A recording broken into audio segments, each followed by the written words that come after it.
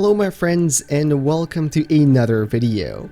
I've certainly covered Subnautica a lot on this channel, from lore to creepypastas to weird modded videos, and I really like the game. And honestly, so do thousands of other people out there. So now, months after the release of Below Zero, some have started to wonder what's coming next for the franchise, and that's what I will talk about in this video. It will perhaps be a little less structured than usual, but I still think it's an interesting topic that I really want to talk about and just hear your guys' opinion on. To kick things off a little bit, on the official Subnautica website, Danya made a post about a week ago titled, "What's next for the Subnautica series?" A question many of us would like to have answered, and they actually do provide us with some information. Now of course, right at the start, they do say that many of these things, while already planned, don't have a specific date set up yet, especially not one that they would want to commit to, which I think is completely understandable and reasonable. The first big thing they talk about is addressing technical issues, and can I just say thank you? I get a ton of comments on my videos from people still running into bugs in the original Subnautica, which have been there for years, so hearing that some of these might be getting fixed is most definitely making me happy. The three main categories they want to focus on are the save system, which will make it more efficient, effective, and less prone to bugs and data corruption, unifying the codebase for Below Zero, which should in general just make the project easier to work with and be less prone to bugs, and finally updating the original Subnautica. I think it's really good to see that all these fixes aren't just limited to Below Zero, because hey, let's be honest, many people actually seemingly enjoyed the first game more than the sequel, so I'm sure they'll be happy to hear that it will be getting fixes as well. Now the post dips into some really interesting stuff. What's coming in the future? The first big point is addressing some issues with the Switch and PS5 versions of the game, mostly on the technical side, but also just general quality of life additions. It's also lovely to hear that they plan to bring a ton of additional accessibility features from Below Zero to the original Subnautica, making it easier for people to get into, especially if they have some disability. This update ends with a somewhat cryptic message of, "We've been planning other kinds of updates as well," but of course, they can't really tell us much about these yet. To me, that sounds like it could be content related, so I wouldn't write off the possibility that we might still be getting something like an actual DLC sometime in the future completely. Interestingly enough, just a few days after that, another post was made regarding improvements to the vehicle docking system in Below Zero, where Unknown Worlds asked for player feedback through a survey, presumably with the plan of implementing some of the suggestions in the future or fixing some of the issues players have run into. Again, I think it's just great to see the team engaging with the community and updating the game based on player feedback. To an extent, that's how the original game went through its early access phases, which, in my opinion, made it a way better game by the end. But that's it, unfortunately.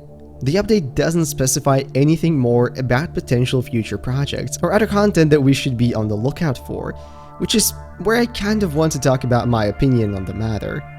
Now, I've definitely seen this trend a lot in my comment section of people expressing their opinion regarding the difference between Below Zero and the original game, and to be honest, I've only seen very few that actually enjoyed the sequel more than the original. Let's be real for a second. Is the sequel a technically more competent game? Yes, absolutely. The presentation is way more advanced, the visuals are nicer, and of course, there's an actual storyline present throughout as opposed to the first game. Yet, despite all that, I have to say I've also found the first game to be more enjoyable, if for nothing else, then at least in the replay value, which seems to kind of be a little lost for me in Below Zero. So the question now is, and I'd love to hear your opinion on this in the comments, what would a sequel have to do to not follow the same trend? Is there stuff left to explore in the Subnautica universe? Yes, absolutely. In fact, I believe the games have done an incredible job crafting an interesting universe where I really want to learn more about what's happening outside the planet. Now, is this possible with the currently established gameplay for these games? I'm not so sure. I think if the studio is interested in further exploring this universe, they might have to really expand the gameplay structure and setup. I'm sure there are still ways in which we could keep the lost in an alien world vibe from the first game while innovating on the survival formula. The narrative aspect for me is a bit of a wild card on the other hand. Yes, technically on one side, it does make it much nicer and easier to progress through Below Zero, since you basically have somebody constantly talking to you, engaging, and somewhat directing you into where you're supposed to go.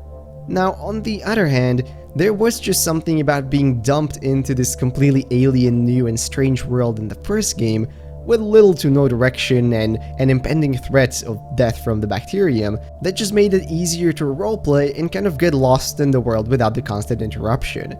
I'm honestly not so sure which is the better way to go, but from player feedback that I've seen, it seems that the initial game setup was just a little bit more effective, and I most definitely think that they should lean harder into the horror aspect.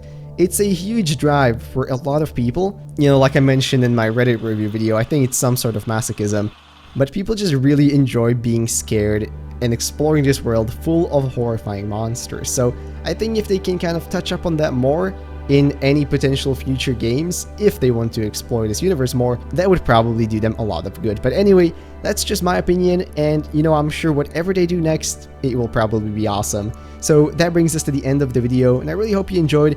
And again, I would love to hear your guys' opinion on this whole topic. You know, what do you think a potential sequel could do to be better? What did you like about the original game versus the sequel, and how you think all of that can be combined into like the best experience out of the both of those? And yeah, if you enjoyed the video, maybe consider leaving a like, commenting, or subscribing. All of those would be very much appreciated.